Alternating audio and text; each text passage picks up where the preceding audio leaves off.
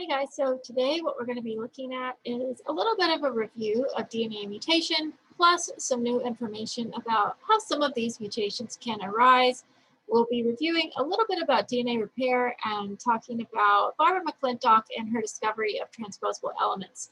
So most of what we'll be talking about today will be sort of the smaller scale mutations that you'll think about, these single nucleotide polymorphisms, SNPs, those types of things, things that you could amplify via PCR.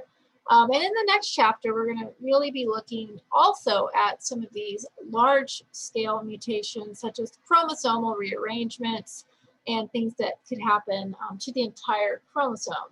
So again, focusing on some of the smaller scale mutations today, a little bit of review, a little bit of new information.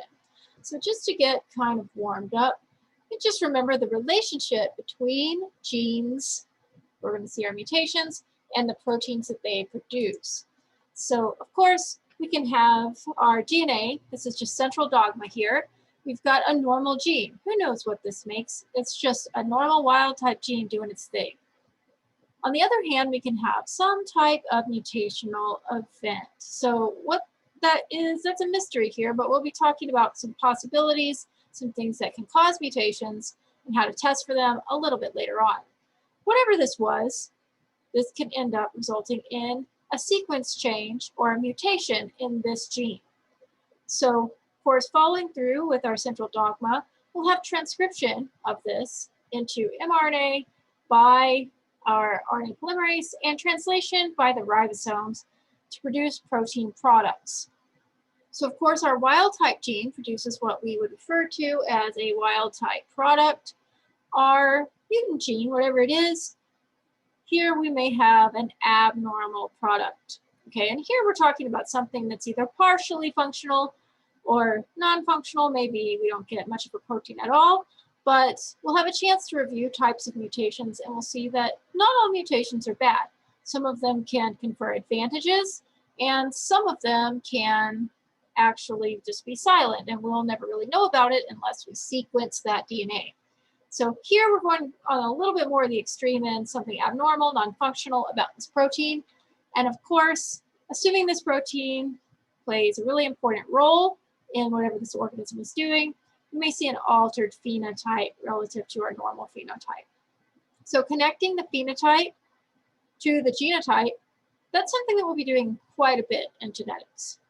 So when we think about mutations, it's important to understand where they come from and the situations where we can observe them. So let's take a moment just to think about two different ideas that arose about why mutations might arise. So this figure is actually showing a lineage of bacteria, a certain type of bacteria, and we're looking here at the generations. So our parent cell, two daughter cells, exponentially two more daughter cells each. So we're looking at generations, okay? Of course, this is over time. And this arrow is indicating a point where we add a T1 phage. So phage, this is bad news for bacteria. This is like a virus for bacteria. So this is really not going to be good news for bacteria. But what we're looking for in this experiment are bacteria that are resistant to this phage. So you can see we've got some resistant bacteria indicated in red. Okay, so that's the setup for the experiment. We're going to use this experiment where we track bacteria through generations, add the phage at a certain point, and count the number of mutants that we get. Okay, that's going to help us differentiate between two different theories. So our two different theories are adaptation theory and mutation theory. So let's take a look at our adaptation theory, what we might expect from this. So adaptation theory, what this really means is effectively that adding the T1 phage caused this mutation. So it's not just making it invisible, it actively caused this mutation. So this would be similar to the bacteria looking and saying, oh, dang, there's a phage, I better mutate and do something about it so our line can survive. So that's the idea of adaptation theory. And so what we see here, if this is the case, what would be expected is that we only get mutants that are going to be resistant to the phage when we add the phage. So we won't have any resistance up until then. And mathematically, what that means is we should see, no matter how many times we do this experiment, this only indicates twice, but let's assume we did it a lot of times. The chance of getting resistant bacteria is going to be the same every time we do this experiment.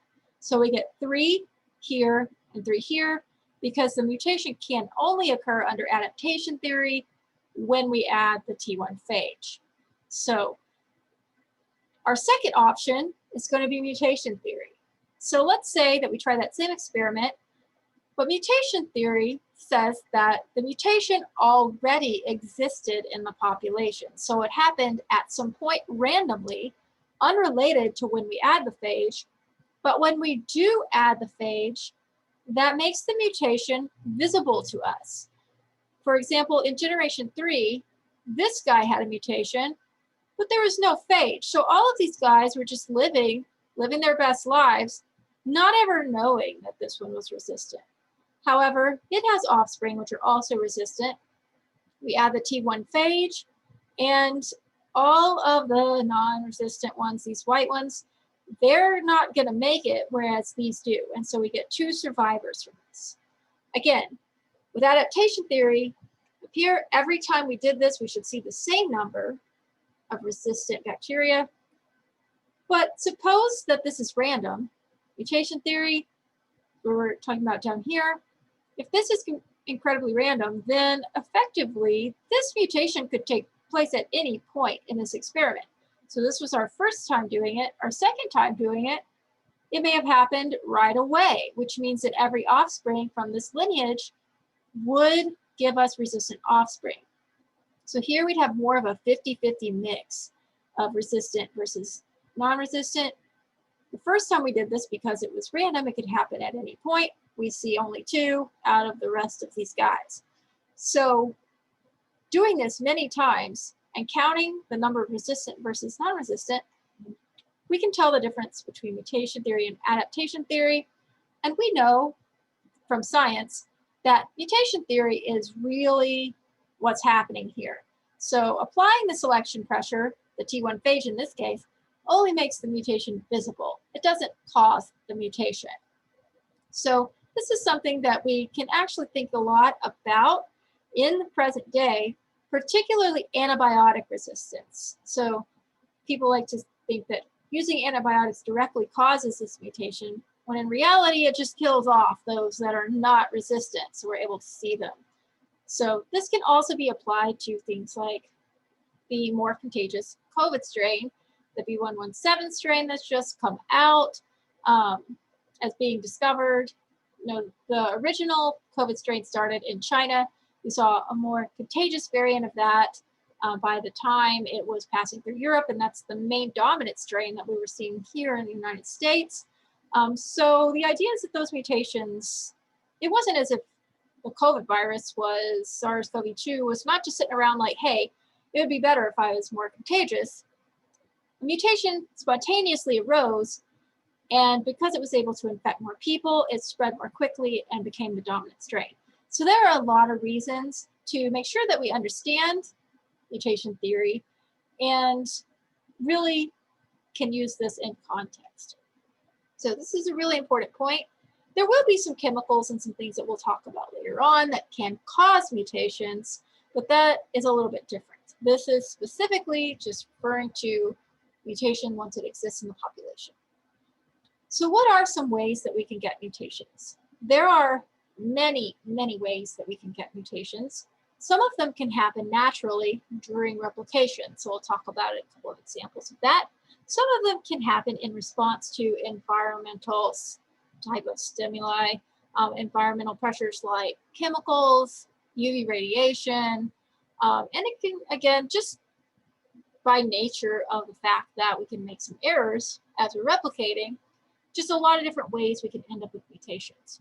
So in order to kind of explore this a little bit more, I think it's important to remind ourselves what normal Watson-Crick base pairing is actually going to look like between pyrimidines and purines.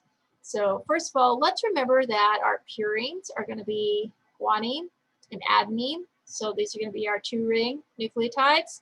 Our pyrimidines are going to be thymine and cytosine. Those are our 1-ring. So normally there's a pair between a T and an A, and here we can see there are 2 hydrogen bonds, a C and a G. We can see there are 3 hydrogen bonds. So this is our normal base pairing rules. Of course, if we're working with RNA, we can substitute uracil for thymine.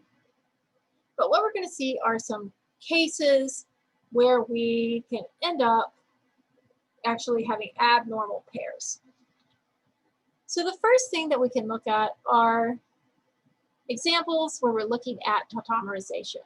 Okay, so we're just looking at some normal rearrangement of where the electrons are in these bases. So this will affect how the hydrogen bonds form. So previously we looked at G and C as having a base pair. So you can already see there's some abnormal things going on. G and T should never be pairing together. C and A should not be pairing together. Our thymine in this case is normal, okay, but we've got some tautomerization happening with the guanine, okay? And you can compare that by going back to the previous slide and looking at the way those are arranged. But the idea is that this shouldn't be a pair that happens, but because we're looking at some rearrangement of our bonds here, you can see that we've got, this is our normal guanine, you can see there's been a little bit of rearrangement of where those electrons are currently placed. So this is going to actually end up causing abnormal base pairs. And you can extrapolate this out to all of the different nucleotide pairs. Here's a normal cytosine, an abnormal rare adenine. You can have a normal adenine with a rare cytosine and a normal guanine, the rare thymine. So effectively, you can, through somewhat natural sort of occurrence, end up with nucleotides that don't match. So at the end of this section, we'll be really talking about how do we repair these types of things. But for now, just kind of understand that this is, tautomerization is something that just happens. So you don't need to memorize what bonds with what, but just kind of understanding that this is one of many mechanisms that can cause us to have replication errors. And so the ramifications of these mismatches can actually be seen more clearly as we pass these down to the next generation. So here's our parental DNA strand. Okay, we have our first round of DNA replication where our strands separate and we create new daughter strands. Okay, so you can see here's where our abnormal pairing occurs. That wasn't present in our parental DNA. This is the pair that we're looking at here. It was a normal C and G, but as we're putting this together, perhaps something abnormal happened with this guanine. We're now able, or for whatever reason, to pair a thymine with it, with that daughter strand. Okay, so that's going to create, again, our normal C went down. This was on the bottom strand. That's going to be fine. We didn't really get any mutations here. But in the next generation, we're going to have this mismatch. Okay, we can try to repair it, but maybe we'll get it right, maybe not. If this mutation persists, okay, we can eventually, again, divide this G. If it reverts back to its normal form, fine. This bottom strand never had any problems anyway, wild type, wild type. The problem is this T. Once we get ready to do another round of replication, this T is kind of permanently sort of incorporated into this bottom strand. Again, we can make up for this on the top strand that still has the G, but once we separate these strands, there's no way for the polymerase to know that this was originally a C, so we just pair an A with it. This gives us one of those single nucleotide polymorphisms. And this is something that we're showing right after we talk about tautomerization. However, what we're really going to be looking at is this can occur any way that we end up with mismatches or nucleotides that shouldn't be there. So this is the way that we can track these down through the next generation. So this is one way that we can get single nucleotide polymorphisms. In lab, we discussed things like STRs, which are going to be those simple tandem repeats, or SSR, simple sequence repeats, where we have repetitive regions that kind of can proliferate. We can have a different copy number of these repeats in different individuals. So these were a little bit larger than a single nucleotide polymorphism. These can be caused through mechanisms called looping out errors. If you've had evolution before, you've probably heard about this if you took it here at Centenary. So these can be responsible for some of the repetitive regions and the differences that we can see in individuals of those repetitive areas. You can see here's our normal strand, and here's a repetitive area, okay? So this case, it's just a string of A's, all right? So what can happen if you're a polymerase, just imagine you're trying to keep track of how many A's there are, okay? Are there 5 A's? Are there 4 A's? Are there 6 A's?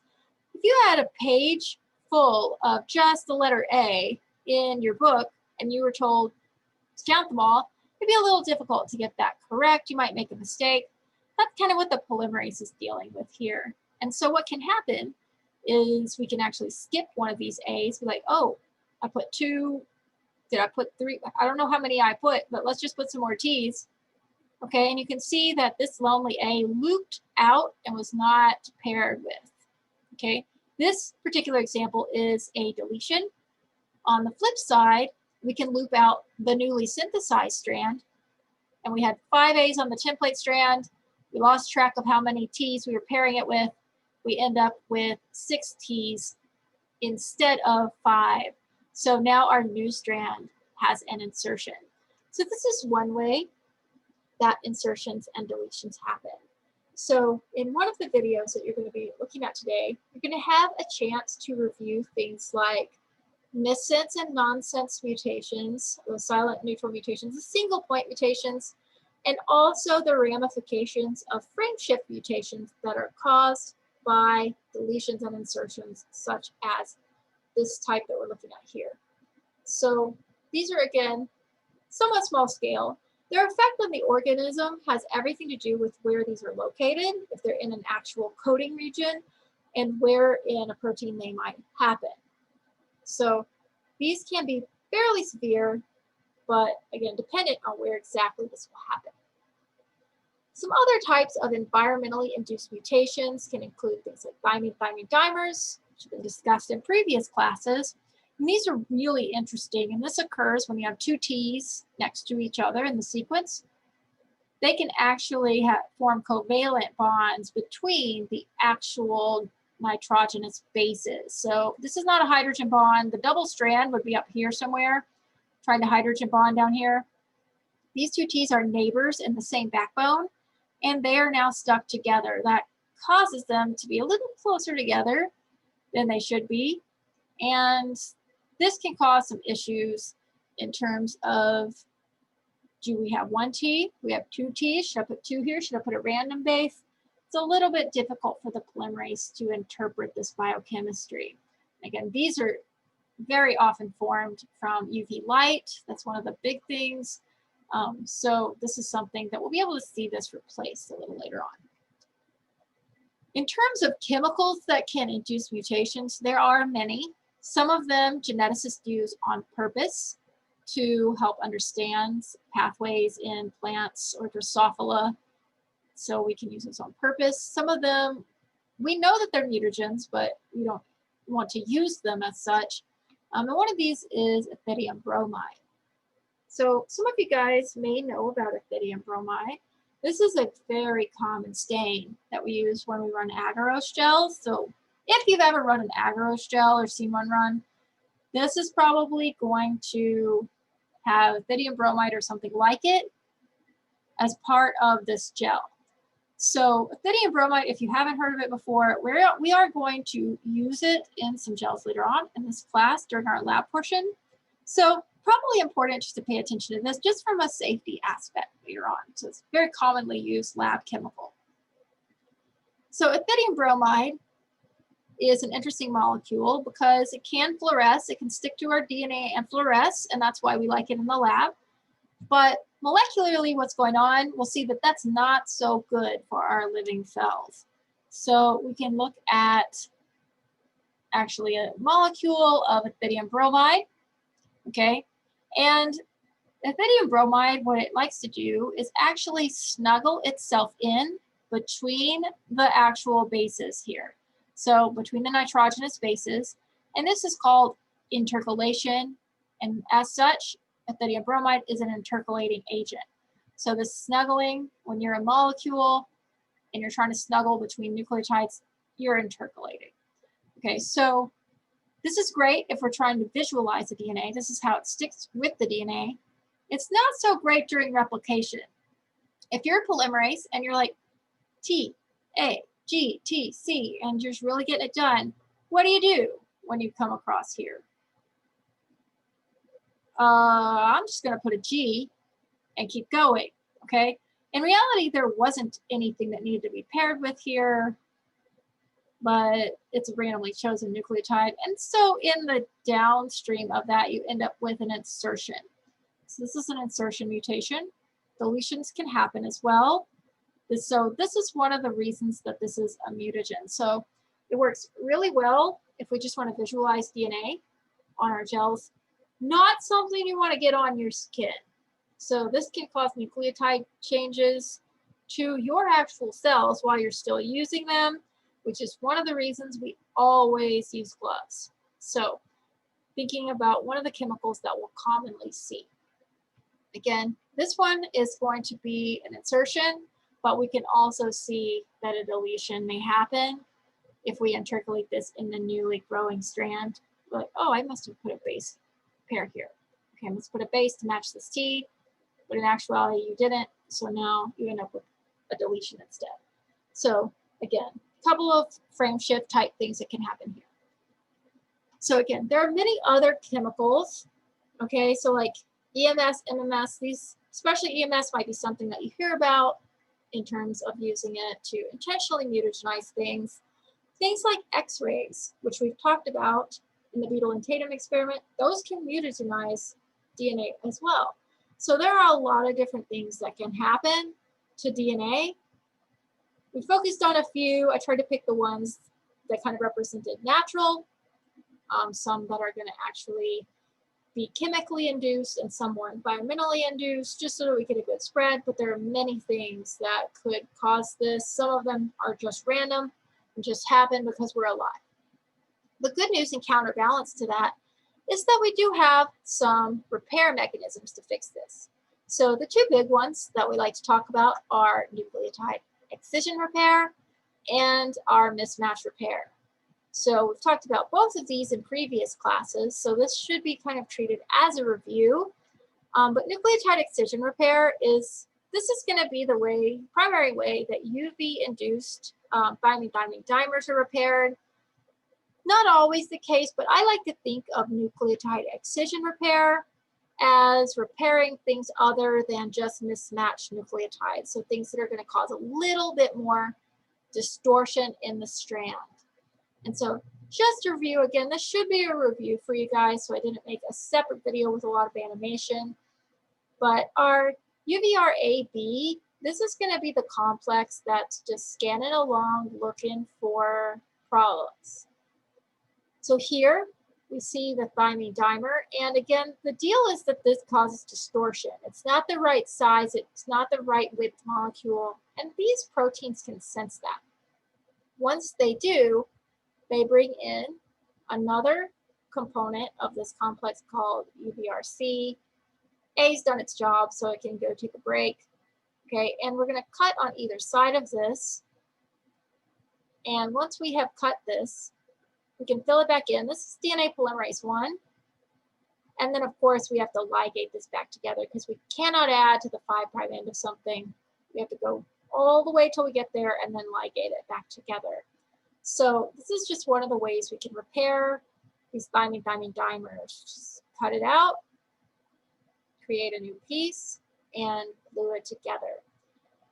So this is really something, it's very underappreciated because this is continuously protecting us from environmental damage constantly. This is kind of like your immune system in the sense that you only notice it when it fails. So if your immune system is fighting off everything perfectly, you don't get sick and you never notice it. But when your immune system doesn't quite handle something, then you notice symptoms. Similarly, nucleotide excision repair, as long as it's functioning, we don't notice it. But if we ever have any problems with it, individuals who have disorders that result in non-functional aspects of this pathway, this results in extreme levels of skin cancer. So this is just due to even normal sunlight exposure, walking back and forth across the parking lot to your dorm. So this is something that we should really just feel thankful that works pretty well most of the time. We have a lot of other types of repair mechanisms, but the only other one we'll talk about in this video is mismatch repair. So we have talked about this before, but in this case, I'm going to add a little bit more fun to it and talk about an aspect of this called methyl-directed. Okay, so we've talked about methyl groups in other contexts. These are just these CH3 functional groups. These get added to things all the time. Most notably, we talked about methyl groups being added to histone tails like methylation. Methyl groups are added to things all the time, and we've talked about them being added to the actual bases, so methylated cytosines, things like that. These methylation events in the DNA are very much normal and very much part of the DNA structure. But one of the things that we're going to learn about here is that newly made DNA doesn't come with the methylation. We have to make the new DNA and then methylate it afterward by matching what the parent strand had. Okay, so our parent strand appears at the top. It's got some methylated things. Okay, as we make a new strand, let's say we incorporate an incorrect base. So let's say we pair a G with a T or an A with a C. Something's incorrect here. Your question might be, how do I know which was the original? How do I know? So allegedly I put the wrong base in when I was making the new strand, but which one was the new strand? So the way that this enzyme complex can actually tell old from new is by the methylation status. So the older ones have the methyl groups. And so what happens as we find these mismatches, mute S, again, scrolling along, looking for trouble, we find a mismatch, we recruit in mute H, mute L, and we know that the older strand is the one around the outside, this top one, because it's methylated. Now we're able to go ahead and cut out part of the inner strand, which is our newly made strand, polymerase, this time 3, polymerase it back together, ligate it, and now we are ready to roll. So here, again, we've learned about all of these components, but adding this methyl kind of aspect, this helps us understand how we know which one's actually incorrectly added. So in your next video, you'll be able to review things again like nonsense mutations, silent mutations, neutral mutations, etc. And you'll be able to look at frame shift mutations so that you understand the ramifications of those a bit more, have some review and practice with that. And then finally, in our last set of videos for this lecture, we'll be looking at methods to tell whether chemicals cause mutations, are they mutagenic, looking at ways to study mutants, and then again finishing with the discovery of transposable elements, which will, of course, be by Barbara McClintock.